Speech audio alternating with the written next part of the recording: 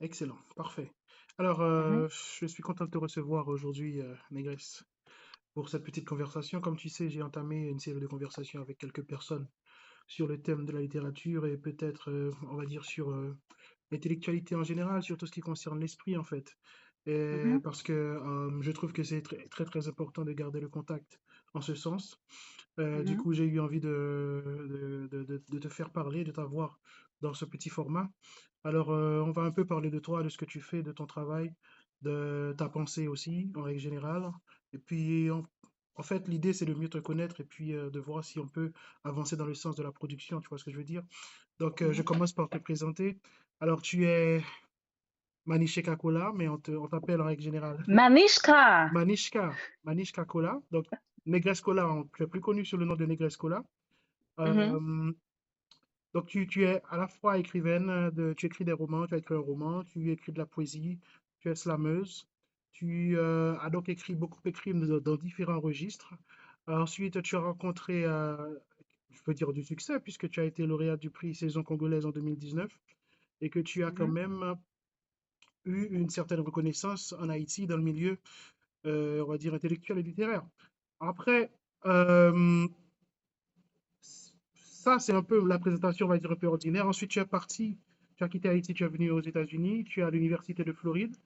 Ça, c'est la présentation classique. Maintenant, si tu veux, toi, te présenter pour le public, quels seraient en quelques mots, quels seraient, toi, tes propres mots pour te présenter? Bon, je suis Manishka Kola, plus connue sous le nom de Negress Kola, comme tu l'as si bien dit.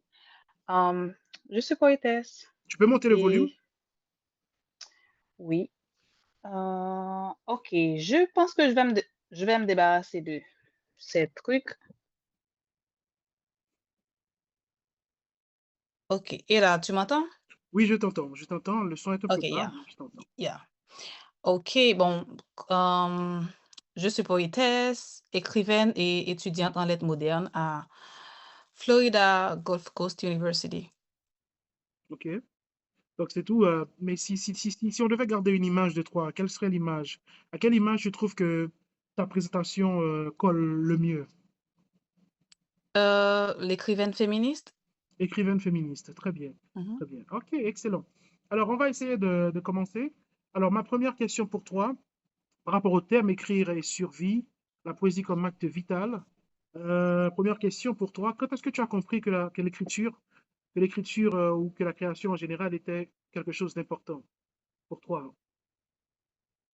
Euh, début, début vingtaine, je crois.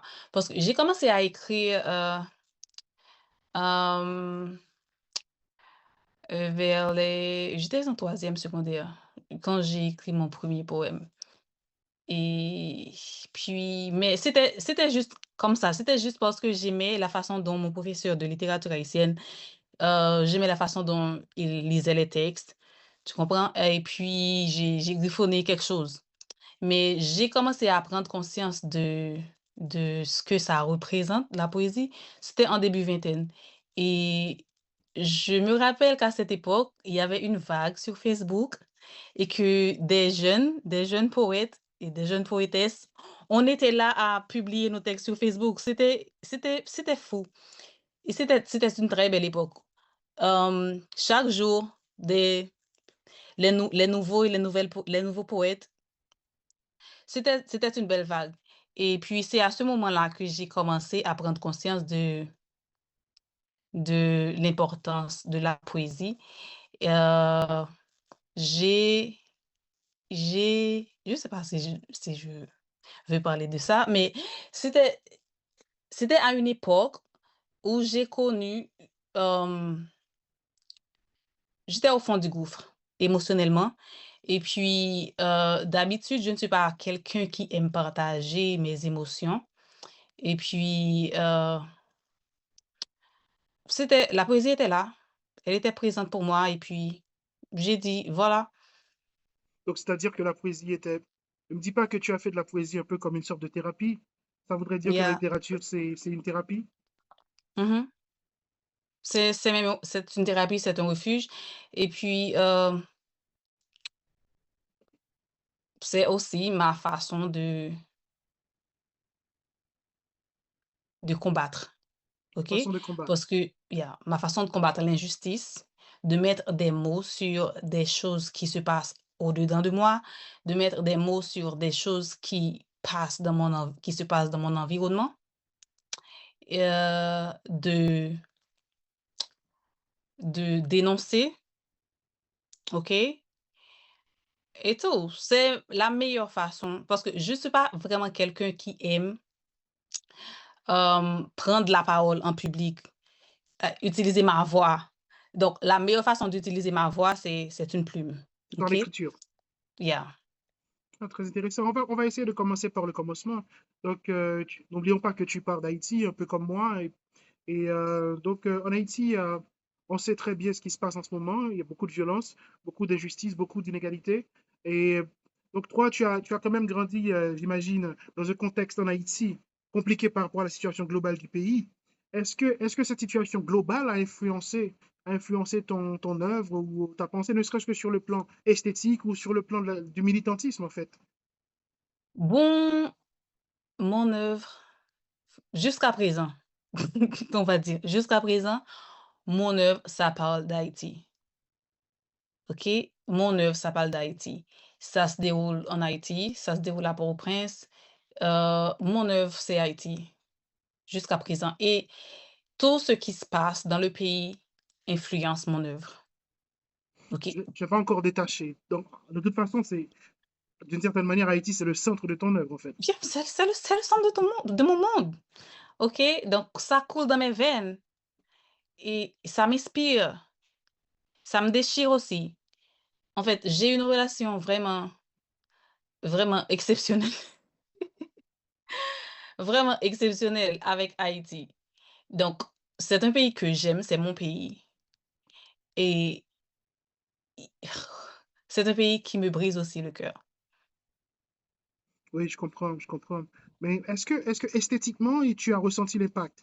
Bon, je ne sais pas si tu veux qu'on parle de lait et de sang, mais c'est un texte en cours qui devrait être publié cette année, donc je ne pourrais peut-être pas en parler. Mais est-ce que Mmh. sur le plan esthétique, tu sens quand même, est-ce que ton esthétique a subi l'influence du contexte politique?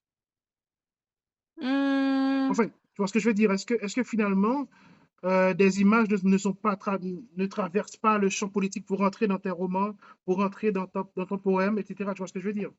bien sûr, bien sûr, bien sûr et même quand je parle d'intime dans mes textes, même quand je parle d'intime, du personnel, tu vas trouver quelque chose de politique. Tu vas trouver quelque chose qui se passe, tu comprends? Tu vas trouver quelque chose pas forcément romantique, même dans mes textes romantiques. Hmm, je comprends. Oui, mais est-ce que par exemple, tu as un exemple par exemple d'une image qui t'a frappé et qui peut-être a pu t'influencer directement? Je ne sais pas, peut-être as-tu assisté à quelque chose qui t'a influencé, qui t'a marqué, ou je ne sais pas, c'est parce que je veux un peu. Mais j'ai Ok. été exposée toute ma vie à la beauté d'Haïti, mais j'ai été Mhm. aussi exposée à toute la violence. Très bien. Alors, je mets l'accent sur la violence parce que c'est ce qui fait l'actualité, mais on peut aussi parler de la beauté, tu as raison. C'est j'ai donc c'est pour te dire que il serait impossible pour moi de ne pas être influencée par tout ce qui se passe, Ouais, ouais. parce que j'ai été exposée à tout ça dès mon plus jeune âge et je peux même pas OK, je vais essayer par exemple, hem, j'ai grandi à Delma 2, hem, j'ai passé mon adolescence, la première partie de mon adolescence à Delma 2. J'ai été témoin de quelqu'un qu'on a exécuté. J'étais toute petite, je ne me rappelle même pas de quel âge j'avais à cette époque. Mais je me rappelle bien qu'on a exécuté quelqu'un Ouais, je comprends. à quelques mètres de chez moi Ouais, et ça j'imagine que ça tout reste ça, ça ouais, quand tu fais une expérience pareille, ça reste gravé dans ta mémoire. Tu l'oublies exactement. jamais. Exactement. Donc, ça reste ancré en toi et puis ça fait partie de ta sensibilité d'artiste et de personne qui crée, en fait. Exactement. Donc, voilà. Maintenant, si on veut quand même essayer de planter le décor de ta bibliothèque intérieure, personnelle, en tant que jeune fille haïtienne, Est-ce que tu as eu des influences d'écrivains, de poètes haïtiens qui t'ont marqué? Oh, bien sûr. Hem, Georges Castrat, Ouais, c'est quelqu'un que j'aime beaucoup. Hem, Anna Akhmatova, je sais qu'elle n'est pas haïtienne? qu'elle n'est pas une poétesse haïtienne, mais c'est quel je parle toujours d'Anna Ok, Akhmatova. ok. Je sais pas, mais Peut-être que je dirais je Marie-Vieux l'aime. Chauvet pour toi aussi? Marie pourquoi? Pour C'est possible. non, attends, OK? Marie Vieux Chauvet, c'est quelque chose d'autre. Marie Ok, Vieux Chauvet, c'est mais pourquoi en français, quand on dit maîtresse, ça a une une autre autre connotation? connotation? Mais c'est bizarre, j'aurais dit: «C'est le maître». Ouais, c'est, Marie-Vieux Chauvet, c'est autre chose, ouais, OK? Marie-Vieux Chauvet, c'est le summum. C'est quelqu'un que j'aime beaucoup, beaucoup, beaucoup, beaucoup ouais, et qui m'inspire aussi. je comprends, je comprends. Mais il y a pas d'autres, Alexis, Roumain, Trouillot, je sais pas moi. Jacques Roumain, c'est mon auteur préféré. Ah bon? Ok. Jacques Roumain, c'est mon auteur préféré. Pourquoi? Jacques-Stéphane Alexis, c'est un auteur que j'aime beaucoup, Très bien. beaucoup, beaucoup. Mais pourquoi tu choisis Roumain au lieu d'Alexis comme auteur préféré? Ça m'intéresse. Heu, 1re, la première raison et je ne je la première raison, c'est parce que j'ai été exposée à Roumain en premier. Ah, je comprends.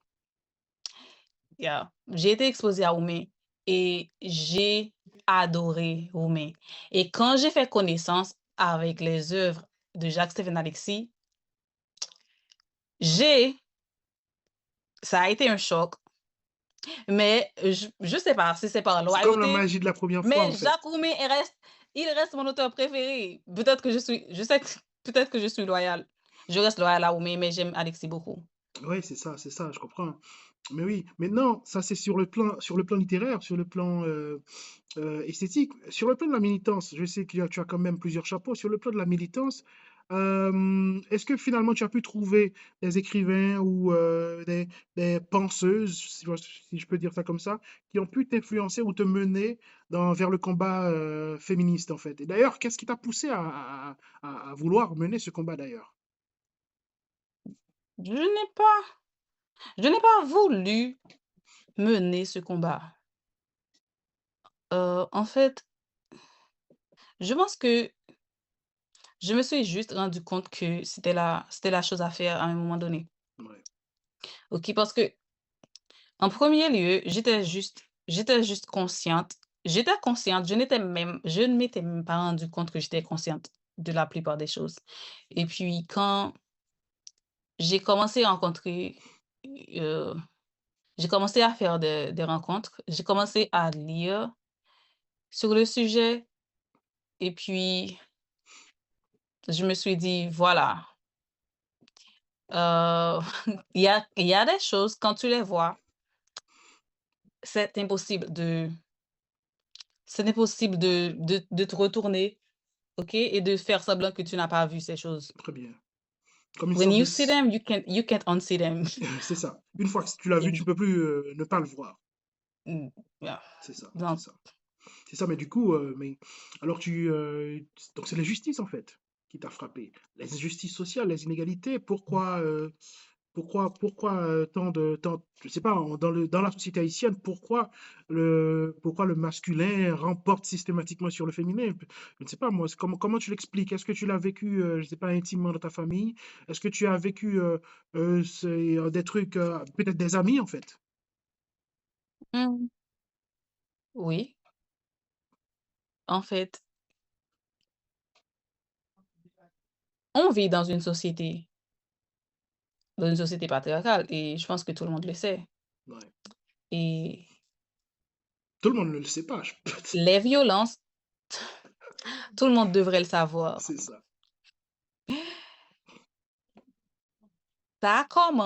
Les violences commencent dans les familles et ça continue dans les institutions sociales et à tous les niveaux.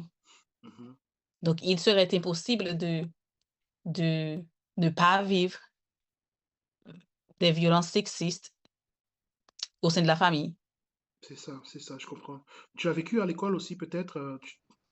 Par exemple, je sais que en Haïti, on dit souvent, ah, les filles n'aiment pas les mathématiques, etc. Est-ce que tu as été en contact avec ce genre de discours aussi, j'imagine?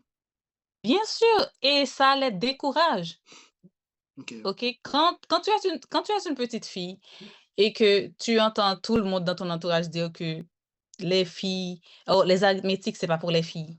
Toi, comme une petite fille, tu ne t'intéresses pas aux mathématiques ouais, parce que les adultes, ils sont tes modèles exactement. et ils te disent que c'est pas pour les petites filles, donc tu tournes ton regard vers autre chose, OK? C'est ça. Oui, mais c'est vrai, du coup, tu reproduis le système, tu reproduis encore et le système à Exactement, l'infini. Alors l'idée, c'est de mettre un exactement frein. et tu tournes ton regard vers autre chose et tu grandis, tu ne comprends pas les arithmétiques parce que tu n'as jamais essayé de comprendre Mhm, les arithmétiques, mhm, OK? Et ça va c'est un cycle, mhm. c'est un cycle.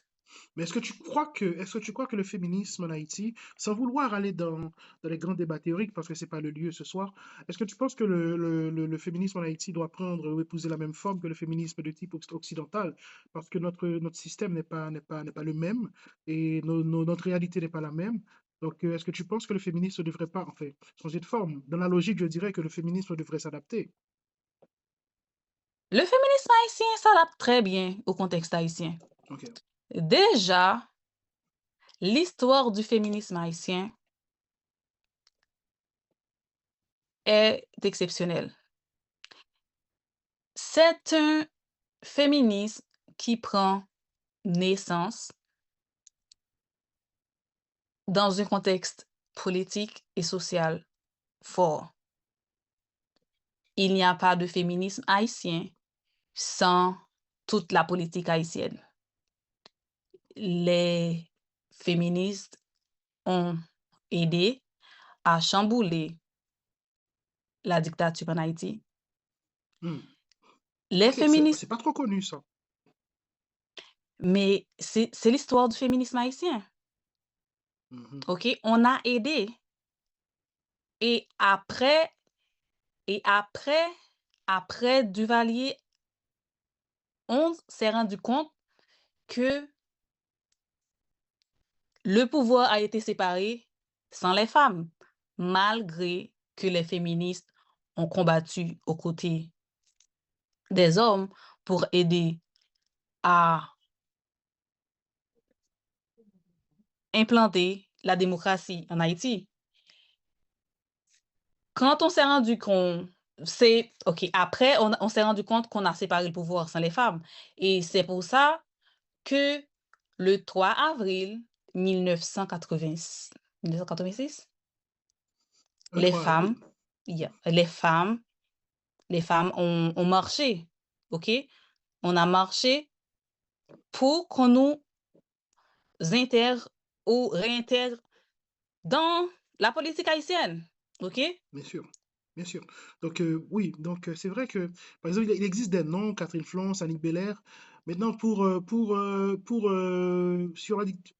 l'histoire du combat de la lutte des femmes sous Duvalier, personnellement, j'estime que c'est une histoire qu'on ne connaît pas trop bien. Et il aurait peut-être fallu quelqu'un comme toi pour faire ce cours à l'université. Je ne sais pas moi, peut-être que tu le feras. Mais après, pour revenir à l'esthétique. Est-ce que finalement, ton esthétique est aussi marquée par la militance? Est-ce que finalement le combat de la lutte des femmes pour plus d'égalité, pour plus d'intégration, je ne sais pas, je n'aime pas trop ce mot, mais est-ce que ça aussi, ça fait partie de ton esthétique? Parce que Le tout combat part de là, en pour fait. mmh J'estime, je pense, j'espère que je ne me trompe pas, que tu es avant tout une romancière, quelqu'un qui veut faire une œuvre esthétique, en fait, mh. de littérature. Est-ce que finalement ton combat politique, tu ne l'intègres pas aussi dans ce désir d'écrire, dans ton écriture? Heu, mais en fait, mon œuvre a une portée politique, mais j'essaie j'essaie de ne pas c'est pas un problème, c'est pas un problème. Mais jusqu'à présent, j'essaie de dresser mes personnages principaux en dehors de mon militantisme. Hmm, ok, Je très sais bien. pas si je me fais clair, Tu es clair? mais le Très clair. livre, l'œuvre peut avoir une portée Politique. politique, Ouais. mais le personnage principal, je permets à mes personnages de faire des erreurs. Mhm, mhm. C'est-à-dire que tu peux ne pas du tout être d'accord avec ton personnage, mais et quand même lui donner de la profondeur, lui donner de l'aura, etc. Exactement. Ouais. Je les permets de faire des erreurs, je les permets d'apprendre, je les permets d'exister, OK? Je les permets d'apprendre d'autres personnages dans le livre Mhm. Ah, je comprends. et Mhm. Tu peux c'est ma continuer. démarche. Ouais, c'est très intéressant ce que tu dis. Donc, c'est quand même dans l'esprit de la polyphonie des voix, c'est-à-dire que un livre, un roman, pour être, j'estime que pour qu'un roman soit correct, complet ou Mmh mh. complexe, il faut qu'il y ait une sorte Mmh. de polyphonie. Chaque personnage doit avoir sa propre voix, sa propre Exactement. parole Mmh mh. construite, tu vois ce que je veux dire, de A à Z. Donc, Mmh. je vois exactement ce que tu veux dire. Mais non, tu as fait le trajet, tu as quitté Haïti, tu es passé aux États-Unis. Donc, tu suis des cours à l'université aux États-Unis, en Floride. Est-ce que tu as eu des influences d'auteurs américains? Par exemple, en ce moment, personnellement, je suis en train de lire Philippe Roy. Est-ce que toi, tu lis des auteurs américains ou des autrices américaines? Oui, actuellement, je fais une lecture d'Octavia Butler. Hmm, Kindred, hmm, c'est ma lecture actuelle ok. et J'espère que je c'est pas un devoir de l'université. J'espère que c'est ton choix. non, c'est pas de non, mais j'ai lu beaucoup, de textes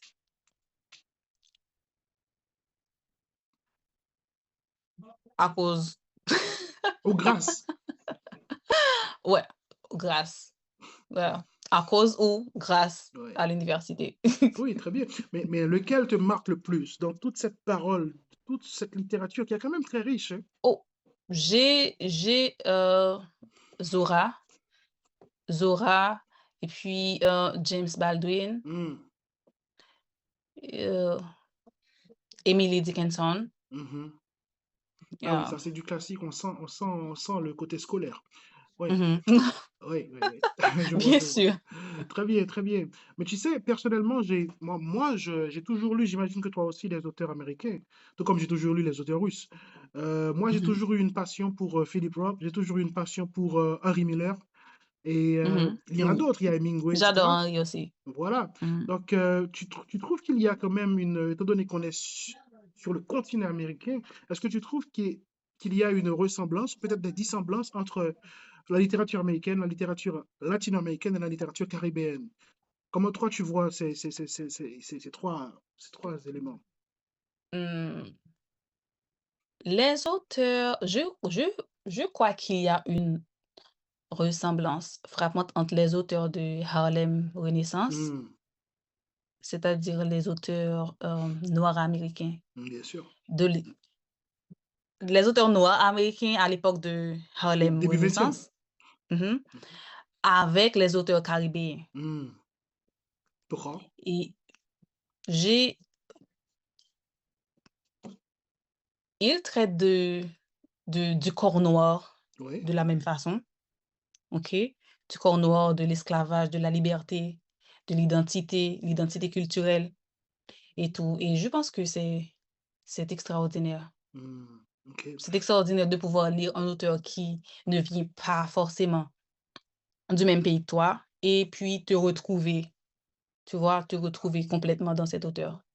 Oui, alors c'est vrai que par exemple sur la lutte des Noirs américains, ici aux États-Unis, fait qu'on peut-être faire en sorte lorsqu'on vient d'Haïti, par exemple, ou d'un pays, on va dire, un peu opprimé, on sent quand Mhm. même une parenté entre ce qu'on subit ou ce que subissent les Noirs américains et ce que Exactement. nous continuons de vivre. C'est vrai qu'il y a une certaine parenté, notamment, je pense à Langston Hughes, qui a été en Haïti, qui a rencontré ton écrivain préféré, Jacques Roumain. Donc voilà, il y a toujours eu cette connexion, cette connivence.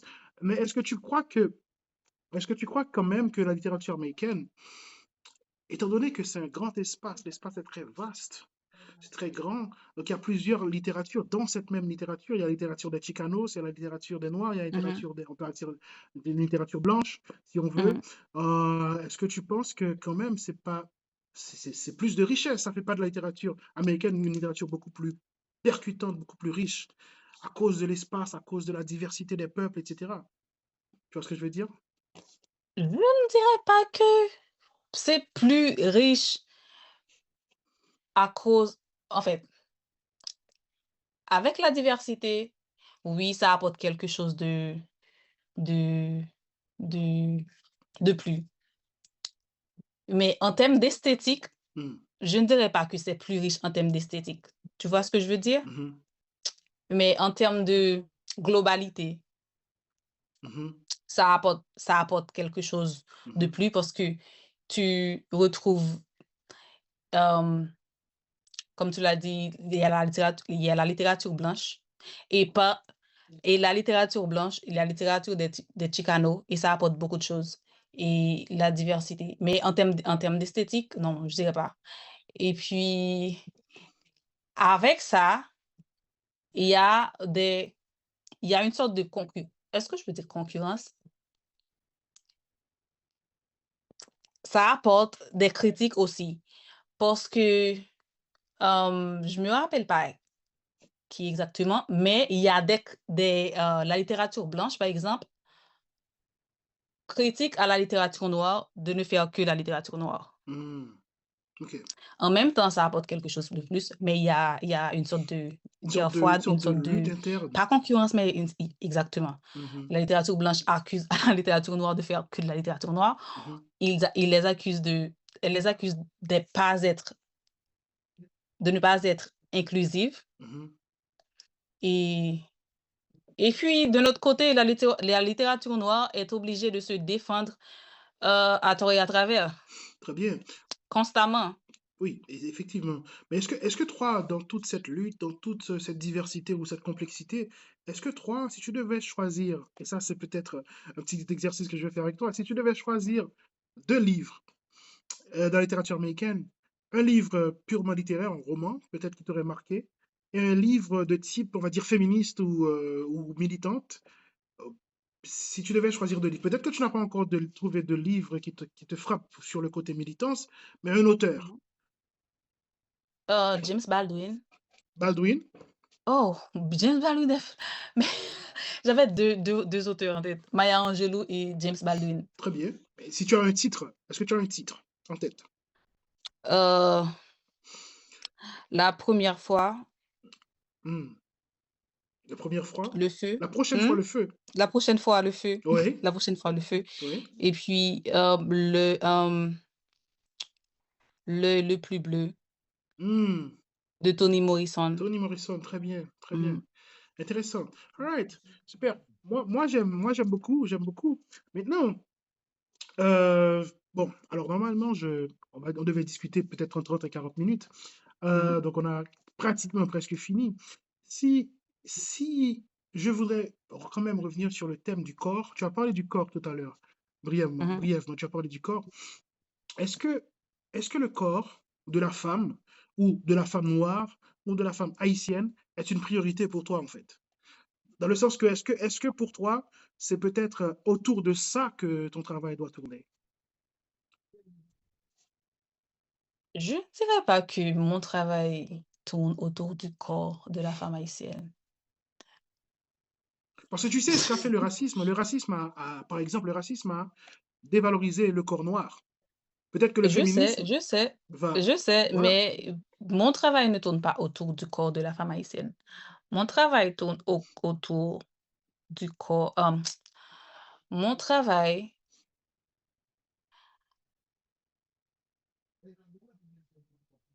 mon travail traite de peut traiter, je pèse bien mes mots. Mon travail peut traiter de justice sociale. Mon travail, tout comme mon travail peut s'inscrire dans un registre romantique, tout comme mon travail peut traiter du corps de la femme haïtienne, Mhm, du corps de la femme noire en général, mhm, du corps, euh, du corps de l'homme noir, des, des complexités mhm, des corps en général. Ok, je ne veux pas réduire mon travail au corps de la femme haïtienne. mhm. Enfin, au corps de la femme ou de la femme noire. Mais non, est-ce que finalement, pour toi, ton expérience américaine n'enrichit pas ta vision? Ou est-ce que cette expérience américaine apporte plus à ce que tu fais, à qui tu es? Et peut-être que tu as eu, peut-être qu'à partir de cela, tu auras un meilleur recul sur la réalité haïtienne. Est-ce que tu penses que cette expérience américaine va t'enrichir, en fait? Bien sûr. Et comment? Et ça enrichit et ça ouvre les yeux sur plein de choses. Par exemple, avant de venir ici, aux États-Unis, quand je parlais de personnes noires, je parlais de si tu as une peau noire, je parlais de toi, Ok. peu importe ta nationalité. Mais maintenant,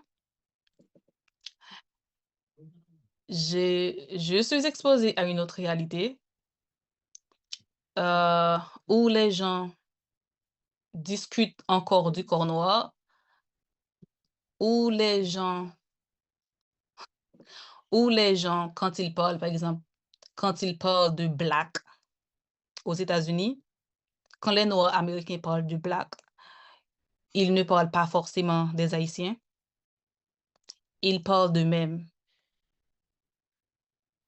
Ils parlent pas forcément des Caribéens, ils parlent d'eux-mêmes et ça, c'est quelque chose qui te demande de prendre un recul et de réfléchir, de chercher à comprendre, Mhm. OK? Donc forcément, Donc tu estimes que mon l'expérience expérience ici, américaine va t'enrichir? ça Ouais. mmh Moi, je sais que par exemple, Daniela Ferrier a écrit un livre sur son expérience américaine.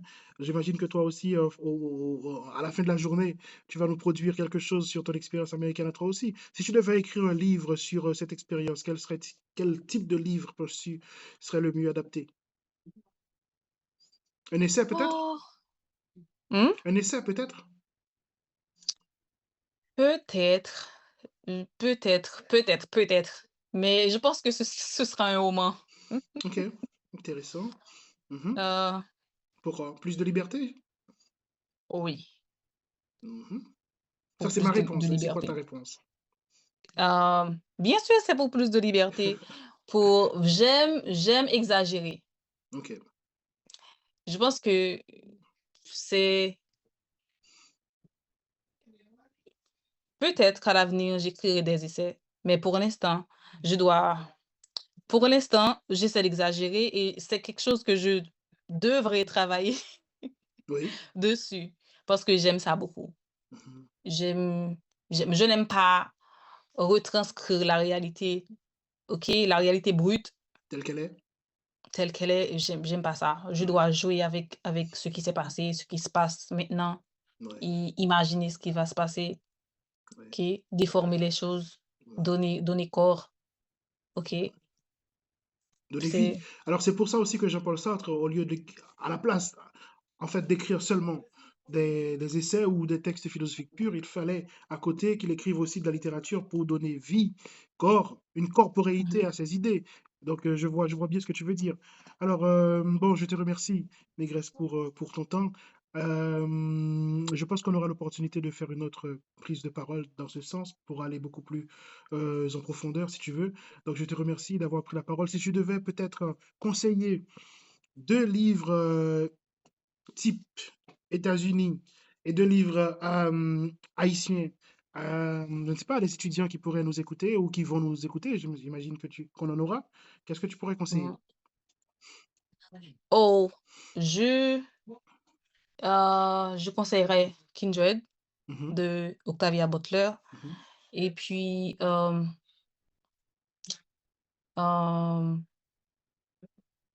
décidément la prochaine fois le feu. mhm. 2 auteurs haïtiens, L'espace d'un ciment Ouais, un très beau choix. Mhm. et puis Filles d'Haïti de Marie-Vieux Chauvette. Ok, très bien. Merci beaucoup, Négresse. Et donc, on se quitte ici. C'était très facile, c'était pas compliqué, tu vois. Donc, à la prochaine. À la prochaine! D'accord, bye bye.